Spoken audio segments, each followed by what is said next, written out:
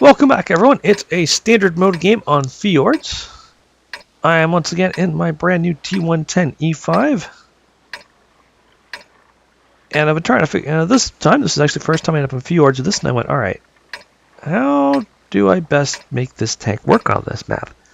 Because unlike, say, like the IS-4s, IS-7s, which definitely go down to heavy tank corner because they've got the armor to do it, this guy's armor is, well, it can be quite bouncy, but it's got bigger gaps in it than the IS-4 and the IS-7 do. So you gotta be a little bit more careful about how you engage people. So I decided to myself, you know what, we'll just pretend we're a big fat medium. As it turns out, I'm actually following a bunch of mediums, a T57 heavy and another T110E5 around the north side. And this match, well, we're going to demonstrate that this tank actually can be quite bouncy, and probably its best feature, its gun, and just how good its DPM is for a heavy tank. You can actually in many ways play it almost more like it's a slightly sluggish medium, who just happens to be able to also eat more shit and shells more readily than most mediums can, particularly at tier 10.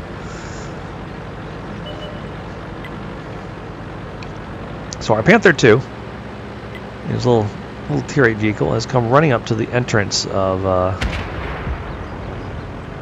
the north here, and he's calling for some backup. And myself and the T110E5 decide that we are going to show up to help him. And he's found a Leopard 1 and a Centurion 1 up there. So we're going to try and get some effective fire into these guys. But there's only 3 of us up here. We're not sure how many people are around that corner, so we're being careful. We've shot him where I think the Centurion is. Unfortunately, it does hit the ground.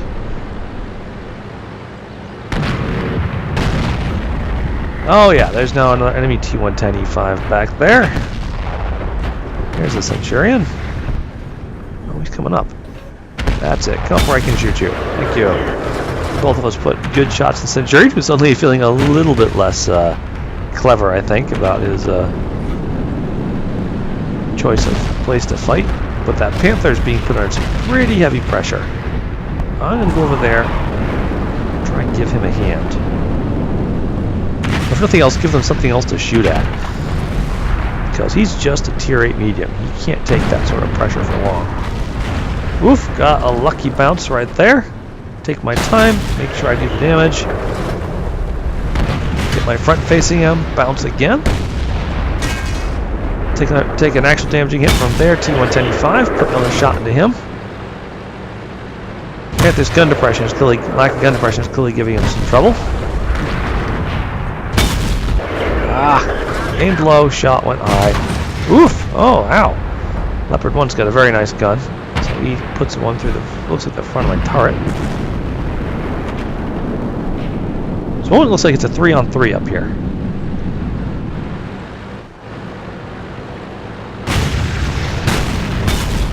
Ah, Panther gets in the hit, but I miss as the Leopard does a fast pop and shoot. And at this point, I'm really thinking, oh, I don't like it here anymore. There's people out flanking us from behind. Oop, bounce that one. Leopard doesn't bounce very much, fortunately.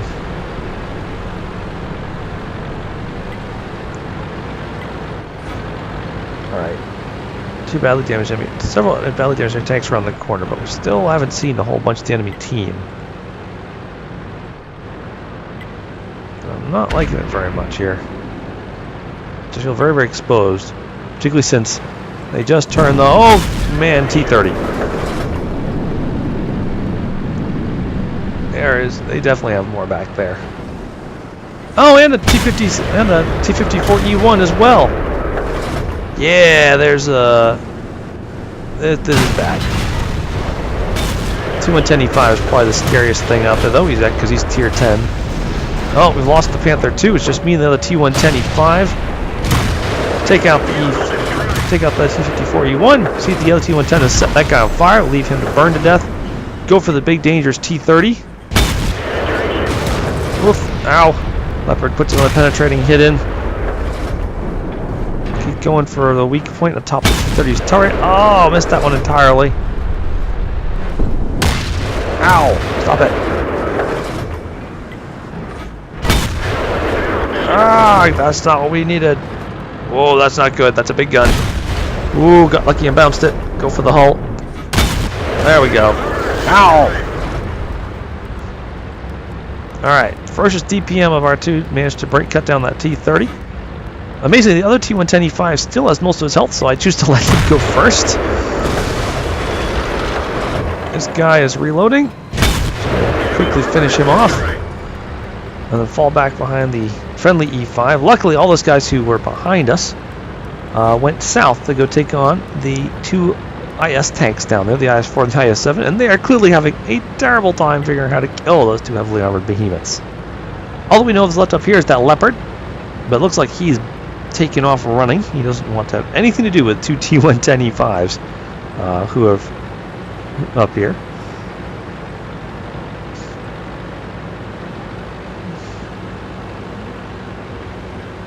I'll just let him continue leading, because he can actually survive taking a shot, and I probably can't. So many things in this tier which can do over 400 damage in a single shot. I don't know if the Leopard's one of them. I get a bad feeling over here, so I decide to sweep wide and go through these trees just to make sure the Leopard, who actually has pretty good camo value for a medium tank, almost more like a tank destroyers, isn't just hiding back here. But he isn't. He really has taken off running somewhere.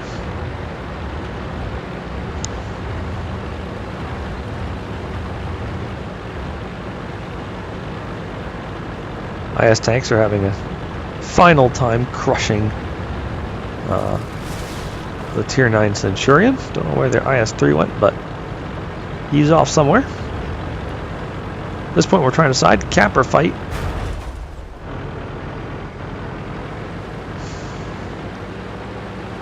T110E5 moves out to try and find their Artie, who's probably hiding that peninsula. When suddenly he takes a shot in the side. It's the Leopard 1. I say to myself, alright, let's go get this guy. He's a one-shot to me. I, of course, miss. Amazingly, even though I just lost most of my health to a combination of crashing and ramming, I managed to bounce his last shot and put the Leopard 1 out of his misery. At a mere 20 health, I'm suddenly not feeling so confident. RM40 manages a great shot to take out the IS-3. With only 20 health left, I'm not really feeling like trying to go hunting for artillery, so I'm going to head for the cap circle. I'll let the others try and find the artillery.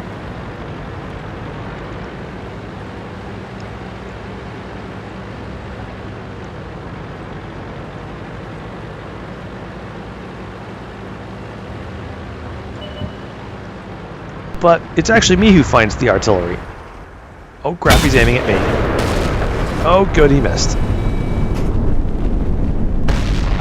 And he's jumping in the water to try and escape. But the E5, absolutely no trouble, just running him down and ramming him to death. So yeah, it's a, what else to say, T110E5, extremely excellent machine. I feel like it's got pretty much, well, it excels in no particular thing other than having probably one of the best guns you can put on a tier 10 tank. It does everything else very well, and as a result, it comes off to me as sort of the, well, as what people describe it as. It's sort of the all-rounder of the tier 10 heavies. You can put it in almost any situation and have an option on things you can do to try and take the fight to the enemy. Good game, and good night.